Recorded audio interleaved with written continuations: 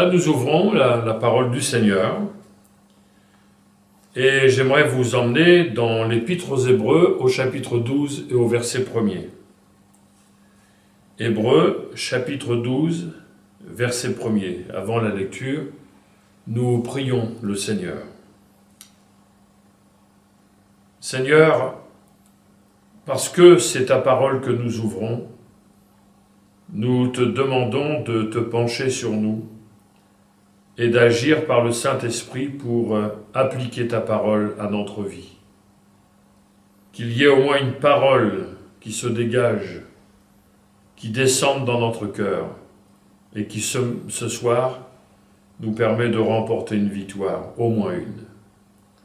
Seigneur, nous croyons dans l'inspiration que le Saint-Esprit donne et nous croyons que le Saint-Esprit est cette huile qui descend pour nous communiquer les richesses qui coulent de ton cœur.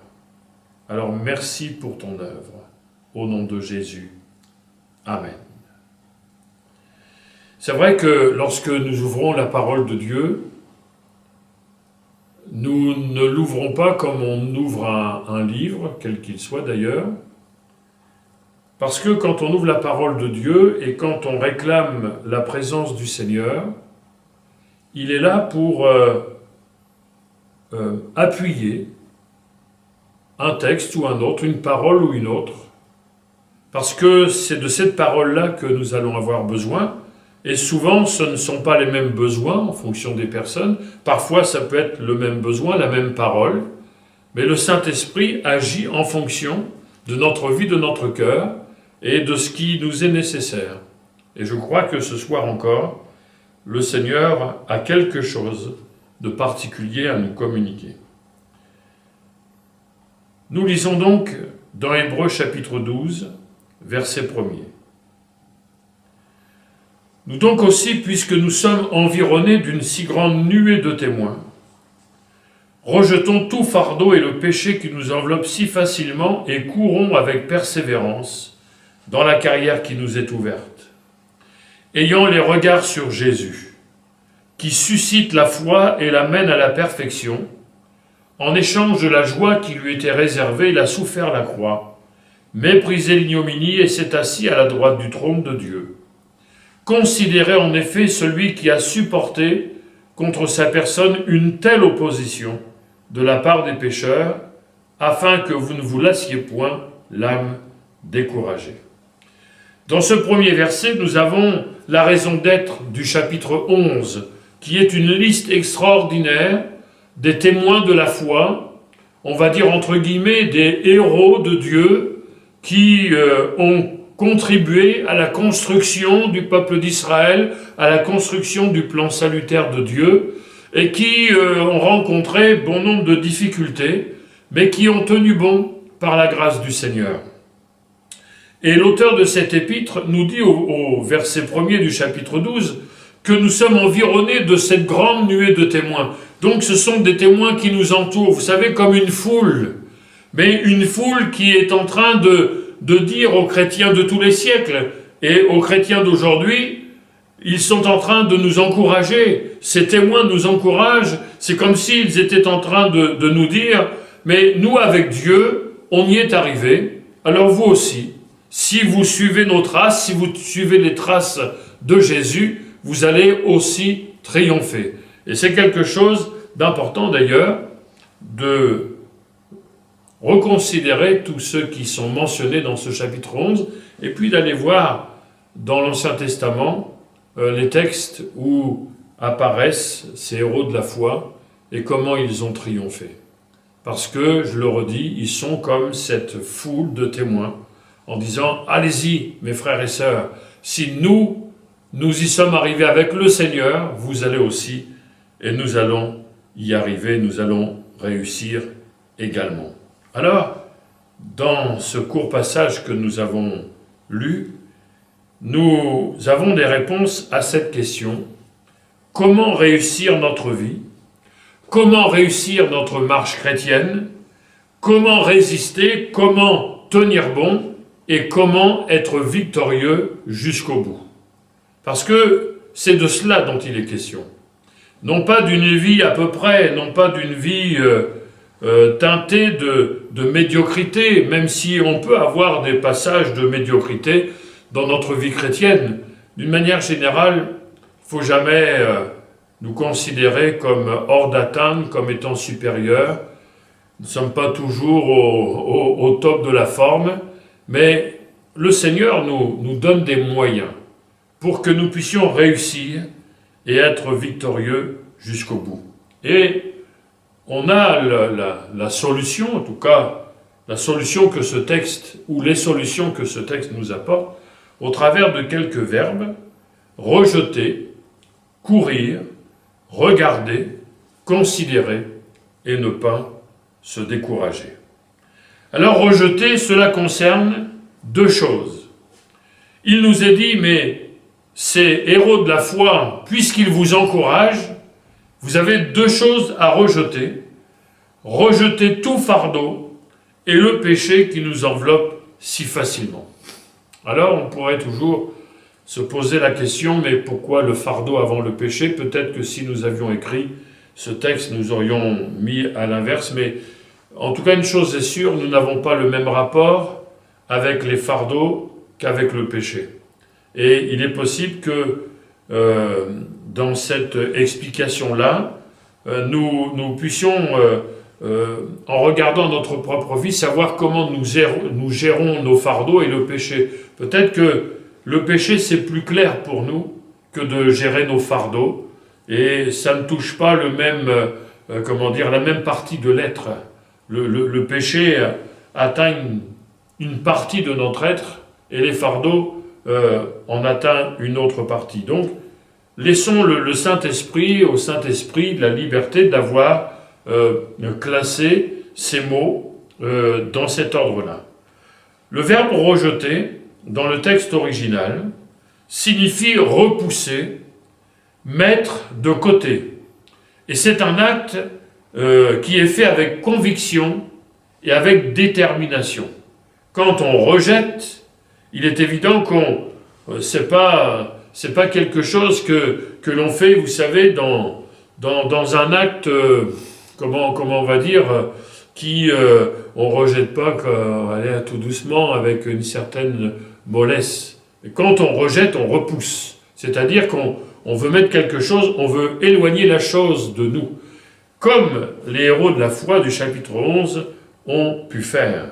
Donc nous sommes appelés à repousser avec conviction et détermination, dans un premier temps, tout fardeau.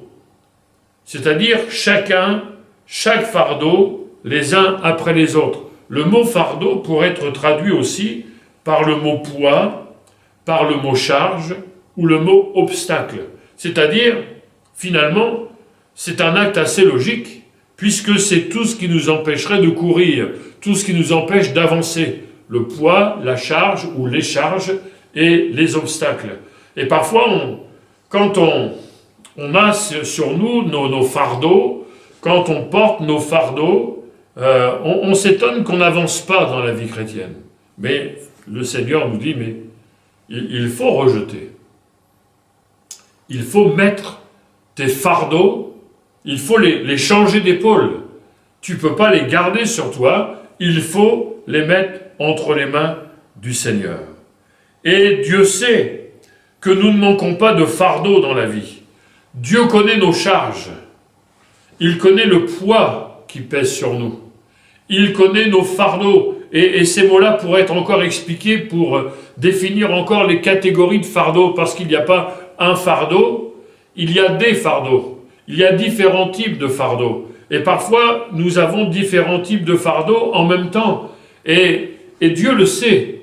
Et c'est pour ça qu'il nous encourage à ne pas les garder dans nos propres mains, mais à les mettre entre les mains du Seigneur. Il y a des versets, c'est vrai que je me les rappelle souvent, et j'en parle assez souvent aussi dans nos différentes, dans nos différentes réunions. Par exemple, celui-ci, dans 1 Pierre, chapitre 5, verset 6. 1 Pierre, chapitre 5, verset 6. Et on va voir le lien qu'il y a entre l'humilité et le fait de se décharger sur Dieu de nos fardeaux.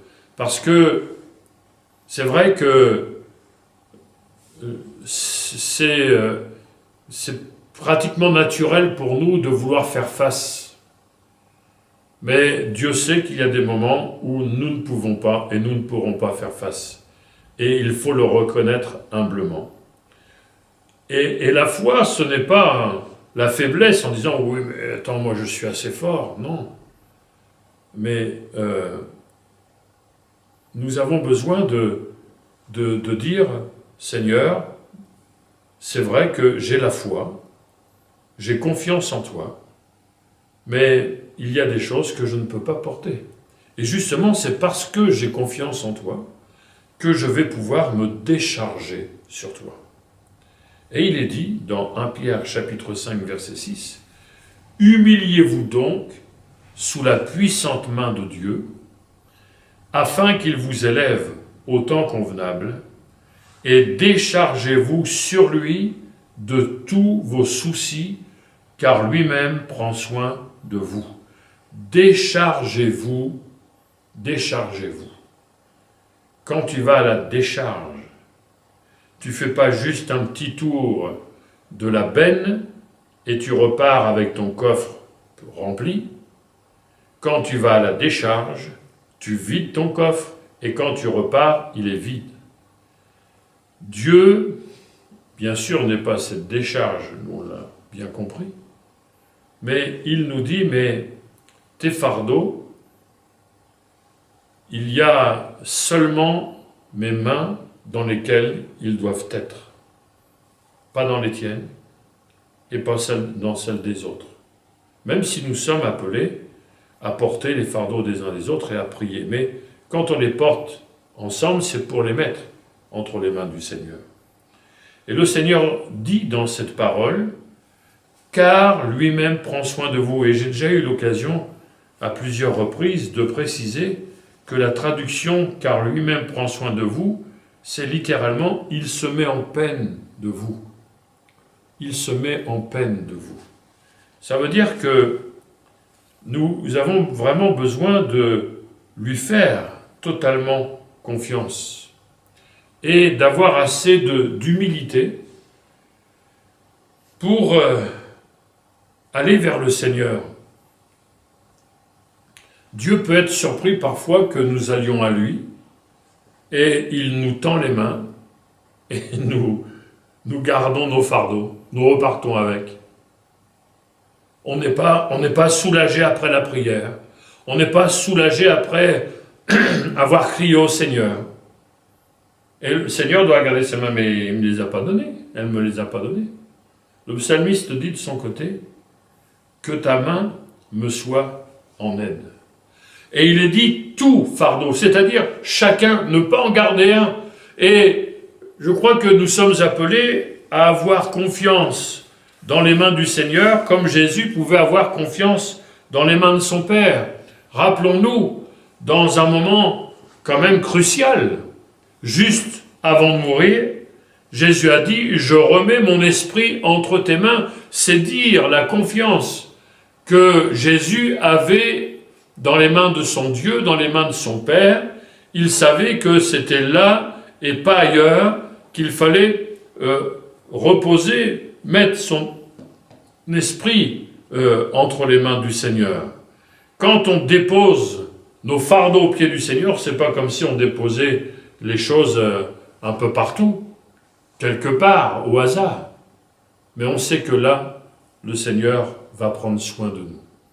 Que le Seigneur nous aide ce soir à nous décharger totalement de nos fardeaux, ce soir ou ce matin, en fonction du moment où nous écouterons ce message.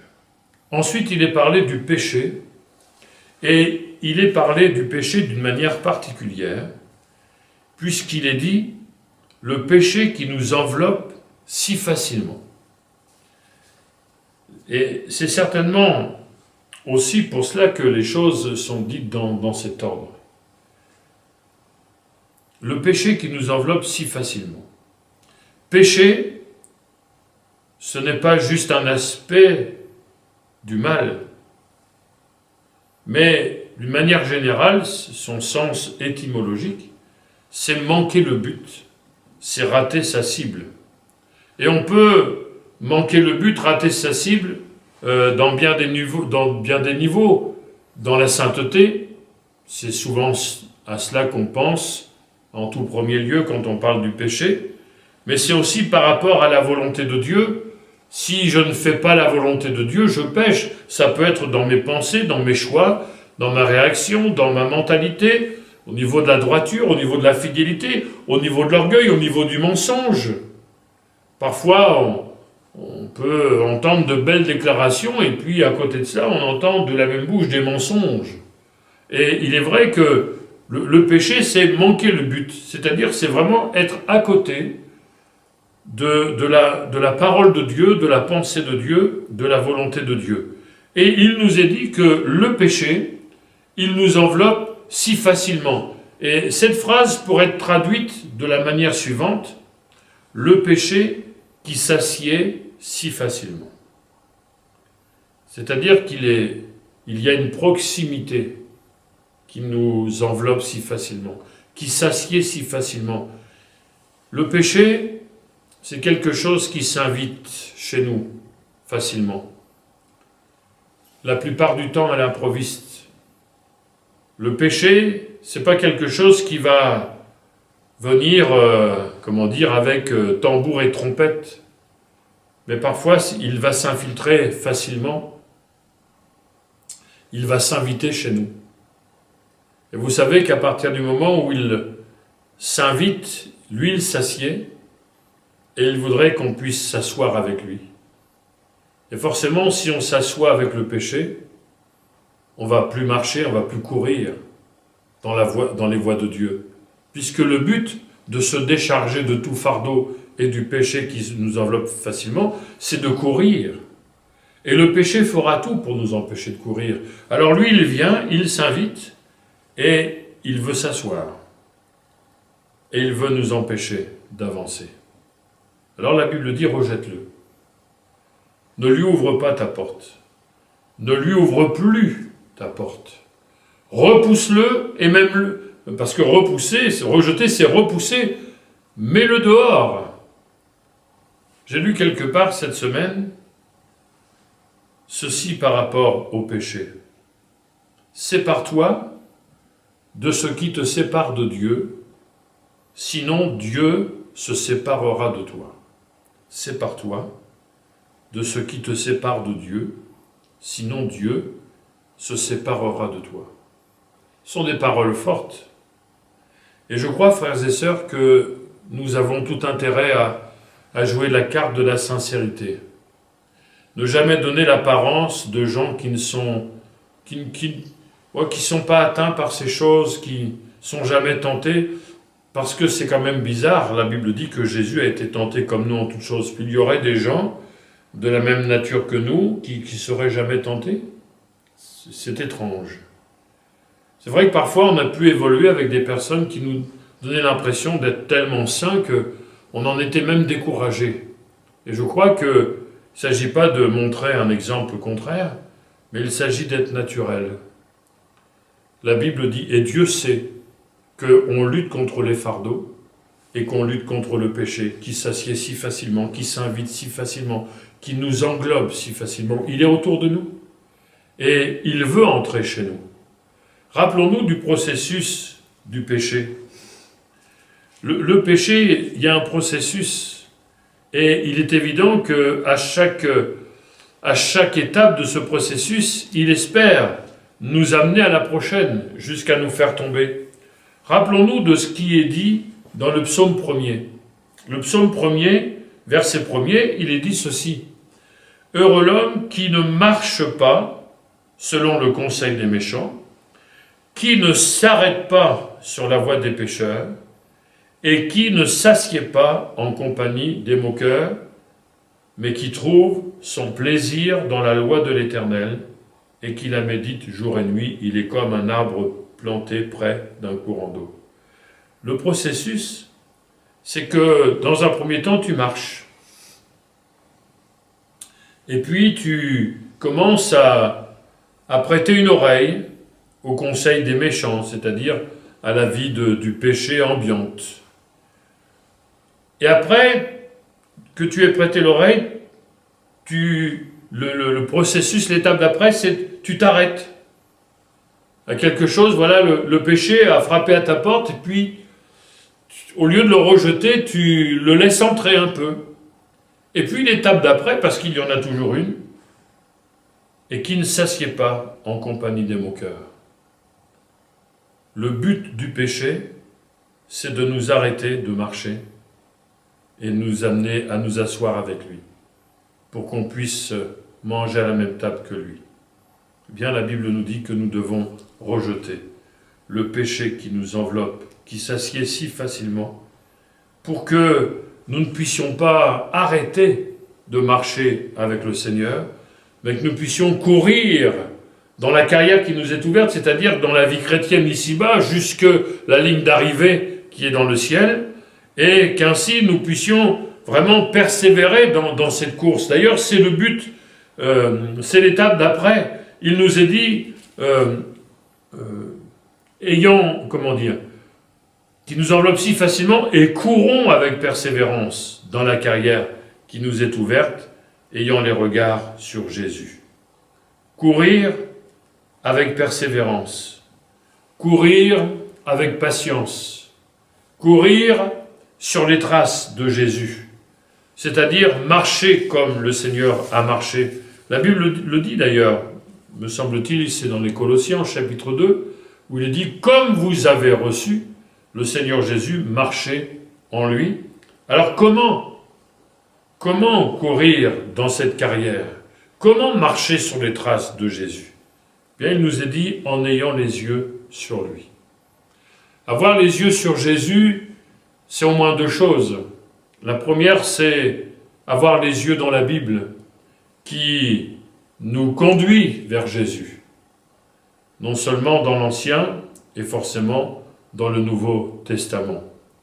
Est-ce que tu lis toujours ta Bible, mon frère, ma sœur? Est-ce que tu la lis avec intérêt? Est-ce que tu la lis avec soif, avec foi et avec fidélité?